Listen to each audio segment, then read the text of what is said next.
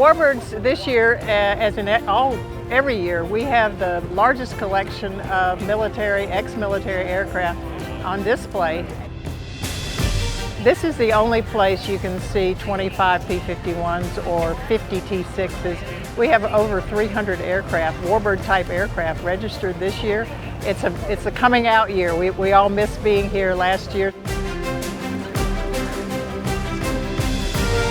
Warbirds in Review has been in existence for 20 years here at Oshkosh.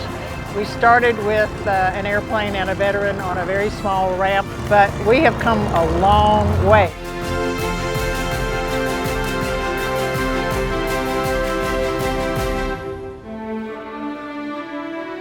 The Hellcat is just a very rare fighter. There's only 6 of them flying right now. I think there's 17 airframes total in existence.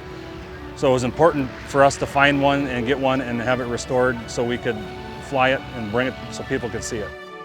It was a dream come true. It was 5 years in the works, and it was a pretty good feeling to roll down the runway and park because it's been something we've been talking about for years. It's a Hawker Hurricane, a World War II fighter. It was very prominent in the Battle of Britain in 1940. This particular model didn't see any service because it was a Canadian-built one, built by the Canadian Car and Foundry Company, and it was used maritime patrol, shore, up and down the shore of east coast of Canada, off Newfoundland, and had an engine failure and landed in the muskeg there. Yeah, quite a significant airplane, but it didn't get the accolades that the Spitfire did. However, that's the way it was.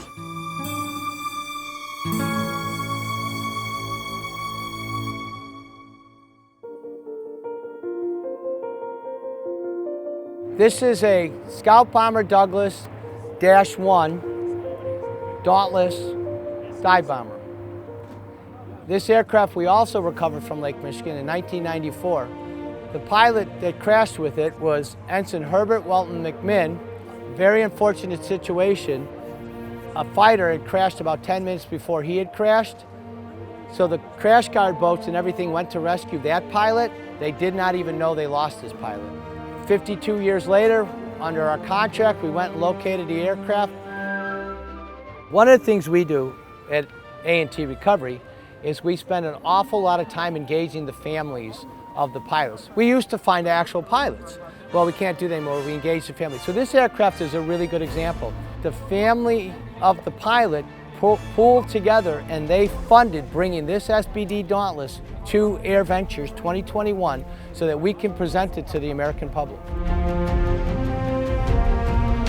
This was my father's, and my father actually got it out of a crate after it was shipped across from the seas, and put it together and started flying it in air shows.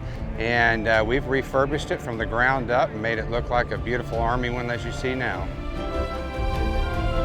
Telling people and showing people the history that all of these birds went through for our country, and showing them that they are still here to reenact like what we do in the air. We'll do a Vietnam reenaction. We'll talk about it. We'll tell kids the way it was back in the war. And we'll talk about all of our aircraft, of what all they did back in the war. And it's nice to actually see all of them here and showing that the passion that these people have to keep them running and keep them going. This airframe specifically was a TB-25, so it wasn't a wartime airplane, but used mostly states as a trainer, bombardier trainer, gunnery trainer. It was restored as Miss Mitchell. The original Miss Mitchell was a wartime airplane. One of our original crew chiefs that helped with the original restoration, starting back in the 80s, was the original Miss Mitchell crew chief, Ray Osley. Everything you see on the airplane is historically accurate to Miss Mitchell. Even our nose art, actually, the original nose artist that painted the original squadron with Miss Mitchell was still alive, and so he painted our nose art. It wasn't all that long ago that I was a young kid crawling around B-25s here, and it's pretty special to come back and be able to fly one.